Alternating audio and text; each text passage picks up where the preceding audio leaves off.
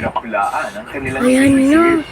Sobrang Hala, ganda ang ng laki kanilang ng kulay, ahas, eh. kaya ang sarap tumuklas Uy, ng mga dapat bagong yung species ng pabalikan. ahas. Wag! Mula sa makamandag na coral Para snake napanood hanggang sa nila. mga garter snake. Lahat sila ay may nakakaakit na kulay. Oh, wala Ang kami sa bahay for real, pinaka-amazing na katangian ng guys. mga ahas ay ang kakayahan nilang magtaglay ng kamandag.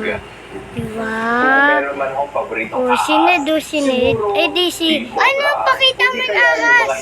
Oh, yan na, oh, nga ahas. Kung meron man akong kinaiinisan na ahas, Balabalabalaban. siguro yung ahas kong kaibigan. Sa tingin ko, tanging mga tao lang na may pagmamahal sa hayop ang kayang maka-appreciate ng Ay, mga Gawi. ahas. Wala kung isa kaming kang ano. hayop, Masyadong laki dapat ay yan. meron Tawi. kang pagpapahalaga sa buhay ng mga ahas. Cute. Pang-apat sa mga paborito kong hayop Philippine, ay ay, ang oh, Philippine cheese. Wala eagle. kaming ano.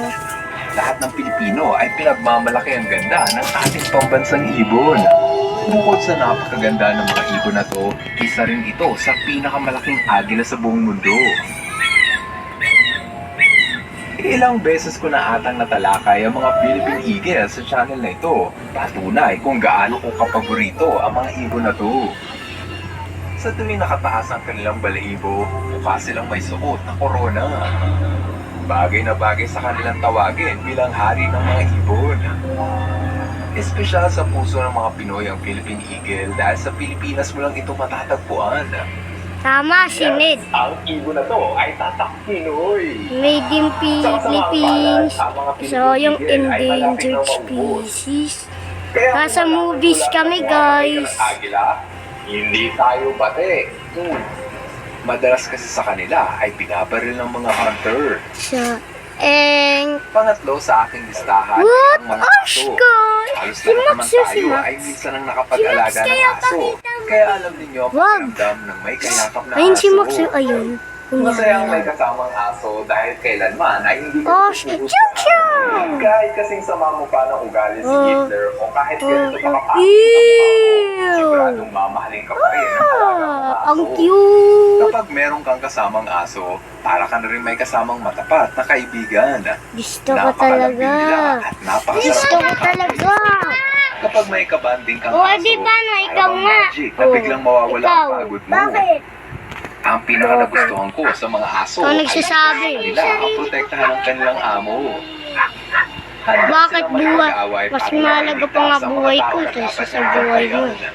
Kaya naman kung meron kang alagang aso, sana ay mahalin mo rin sila gaya ng Tsaka takot ka pa nga sa aso, eh. Gaya ng sabi ko, kahit gaano pa kasama ang tingin sa'yo ng mga tao, ikaw pa rin ang number one sa mata ng mga fur babies mo. Kung meron man akong Babies. paboritong breed ng aso, siguro Aspin. Aspin? Dalawa sa pinakapaborito kong hayop ay ang pusa. Pusa. Para sa akin, ang mga pusa ang pinakamadaling Oh, subscribe alagaan daw, dahil napaka-independent subscribe. nila. Hindi sila katulad ng aso na kailangan palaging paliguan dahil sila mismo ang maglilinis sa kanilang katawan. Pagdating naman sa Bye-bye. pupo, hindi mo kailangan takutin ang kanilang dumi dahil sila na rin mismo ang magbabaon sa lupa. Malambing din ang mga pusa dahil mahilig silang yumakap sa kanilang Moments made more special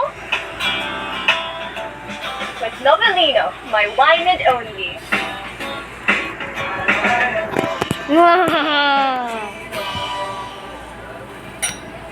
Wow!